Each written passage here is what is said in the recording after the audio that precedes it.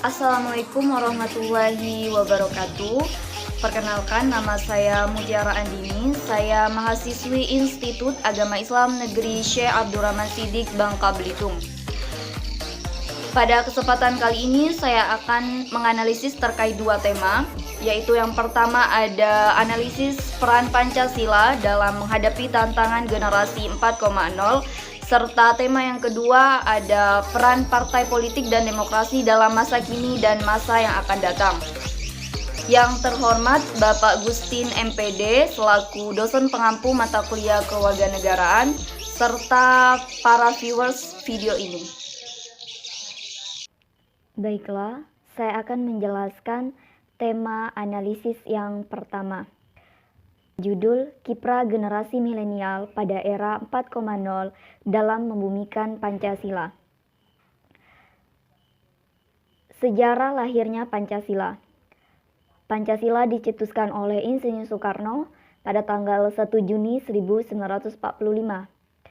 Alasan pencetusan itu diawali dengan pemberian janji kemerdekaan dari Jepang untuk bangsa Indonesia yang dicetus oleh Perdana Menteri Jepang bernama Kuniaka Koiso dengan membentuk BPUPKI, Badan Penyelidik Usaha-Usaha Persiapan Kemerdekaan Indonesia pada tanggal 7 September 1994. Kemudian BPUPKI itu mengadakan sidang yang pertama dengan tujuan untuk merumuskan dasar negara. Ada beberapa yang digagas oleh Muhammad Hatta, Suepomo, Muhammad Yamin, K. Haji Abdul Rashid Hashim, Insinyur Soekarno. Kemudian Soekarno itu menyampaikan 5 asas Indonesia pada tanggal 1 Juni 1945. Kemudian pengajuan tersebut diterima oleh peserta sidang, sehingga pada tanggal 1 Juni dikenal sebagai hari lahir Pancasila. Adapun 5 asas Soekarno yang dikemukakan oleh beliau adalah yang pertama, ada kebangsaan Indonesia, kedua, internasionalisme atau pri kemanusiaan, ketiga, persatuan dan kesatuan, keempat, kesejahteraan sosial, dan yang kelima, ketuhanan yang Maha Esa. Pancasila itu ditetapkan sebagai dasar ideologi negara pada sidang PPKI 18 Agustus 1945 bersamaan dengan penetapan rancangan pembukaan dan batang-batang tubuh Undang-Undang Dasar 1945. Kedudukan Pancasila yaitu pertama sebagai dasar negara, Pancasila itu sebagai ideologi negara, Pancasila sebagai pandangan hidup atau way of life, Pancasila sebagai cita-cita dan tujuan bangsa Indonesia, dan Pancasila sebagai perjanjian luhur bangsa Indonesia. Ada 3 tataran nilai dalam ideologi Pancasila menurut Moirdino 1995, yaitu nilai dasar, nilai instrumental, dan nilai praksis.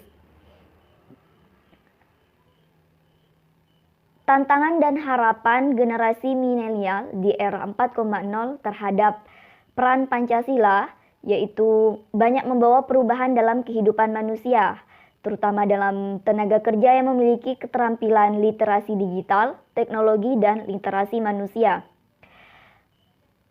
Revolusi industri 4.0 dalam Pancasila itu sangat mendorong, yaitu ada 5 faktor mendorong prioritas nasional dalam membuat Indonesia yang bersifat lintas sektoral. Yang pertama itu peningkatan kualitas sumber daya manusia, yang kedua pembangunan ekosistem inovasi, yang ketiga mengakomodasi standar-standar berkelanjutan, yang keempat memberdayakan UMKM, dan yang kelima membangun infrastruktur digital nasional. Kiprah generasi milenial dalam membumikan Pancasila di era 4.0. Nilai-nilai Pancasila harus tetap diamalkan dalam kehidupan sehari-hari.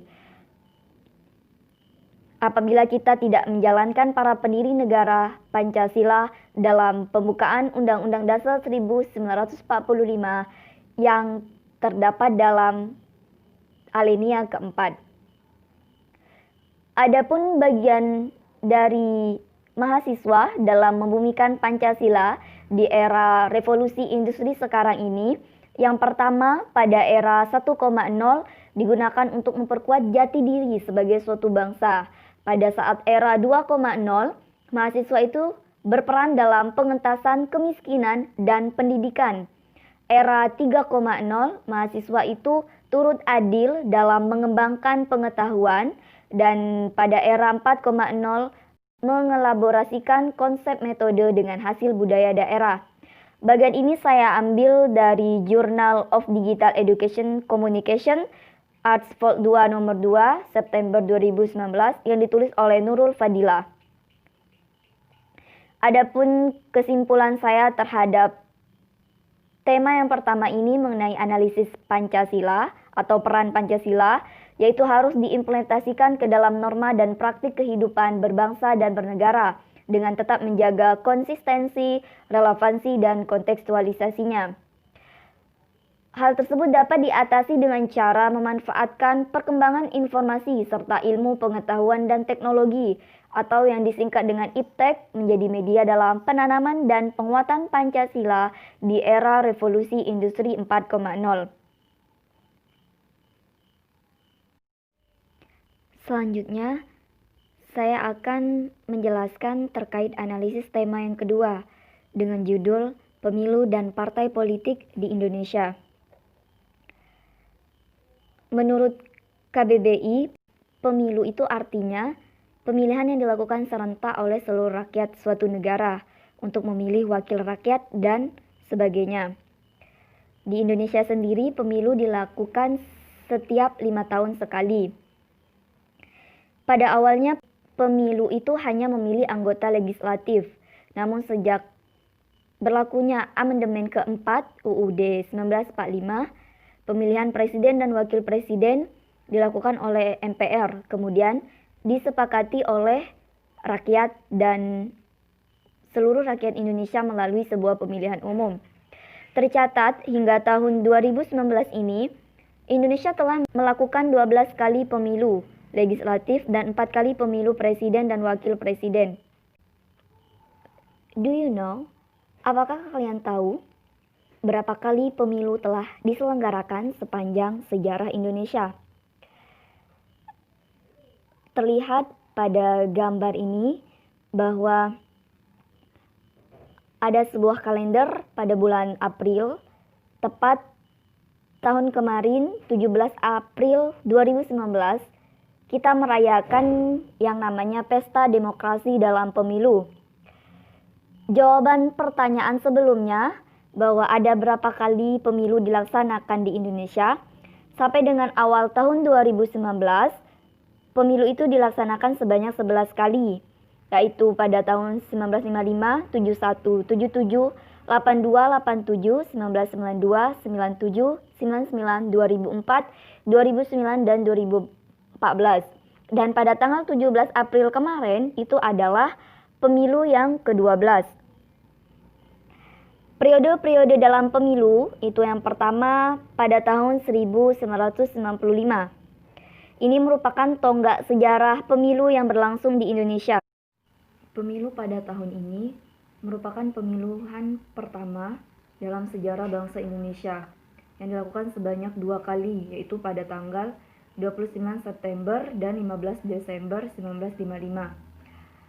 Adapun jumlah partai politik pada tahun ini sebanyak 36 partai politik, 34 ormas, dan 48 perseorangan. Lanjut ke periode yang kedua, yaitu pada tahun 1971. Ini merupakan orde baru untuk mulai meredam persaingan politik dan mengubur pluralisme politik.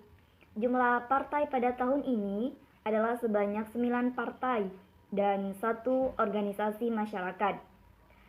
5 besar yang dalam pemilu ini, 5 besar partai dalam pemilu tahun ini. Ada Nahdlatul Ulama, Parmusi, Partai Nasional Indonesia, Golongan Karya, dan Partai Syarikat Islam di Indonesia.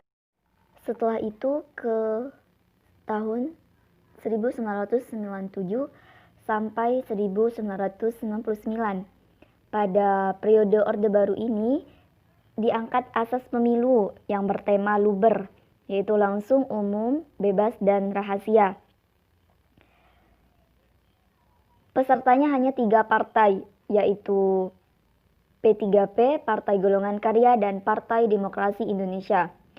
Pemilu tahun 1999 dengan mengangkat tema Jurdil, yaitu singkatan dari jujur dan adil, dengan 48 partai politik. 2004 sampai sekarang merupakan sebagai tanda pemilu menuju kemajuan dalam demokrasi Indonesia dan hingga sampai sekarang. Pertanyaannya terkait analisis politik ini dan partai, bagaimana kondisi politik Indonesia sekarang ini? Jawabannya, menurut artikel yang saya baca, politik Indonesia sekarang mendominasi media sosial. Saat ini kondisi politik di Indonesia sangat miris. Yang terjadi justru saling merebut kekuasaan di mana-mana. Akhirnya, rakyat yang menjadi korban dari kondisi politik sekarang. Ada perbedaan antara political era old dan political era now, atau politik pada zaman dahulu dengan pada zaman sekarang. Perbedaannya adalah pada politik dulu itu, pemimpin itu dipilih secara aklamasi atau langsung. Sedangkan pada zaman sekarang, pemilu dipilih secara pemilihan suara. Kesimpulan dan rekomendasi terhadap analisis judul ini, tema terkait politik dan partai. Lahirnya peraturan perundang-undangan yang memberikan ruang bagi akses dan partisipasi publik dalam pelaksanaan pemilu, memudahkan rakyat untuk melakukan penyelenggaraan secara independen dan profesional yang menjadi usungan semua pihak. Adapun saran untuk pemilu masa mendatang dan demokrasi untuk masa yang akan datang, generasi penerus muda Indonesia saat ini haruslah ikut andil dalam dunia politik yang sebenarnya agar 5 tahun atau 10 tahun ke depan Indonesia menjadi negara yang bebas dari korupsi. Dan sudah seharusnya kita sebagai penerus bangsa membenahi negara tercinta agar tidak hanya tinggal namanya saja. Dalam dunia politik ini juga berperan adil untuk menegakkan Indonesia menjadi negara yang maju. Sekian penjelasan dari saya terkait analisis 2 tema, yaitu yang pertama analisis peran Pancasila dan yang kedua analisis politik dan partainya.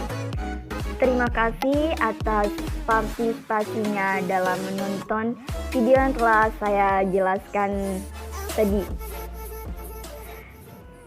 Saya akhiri, wassalamualaikum warahmatullahi wabarakatuh.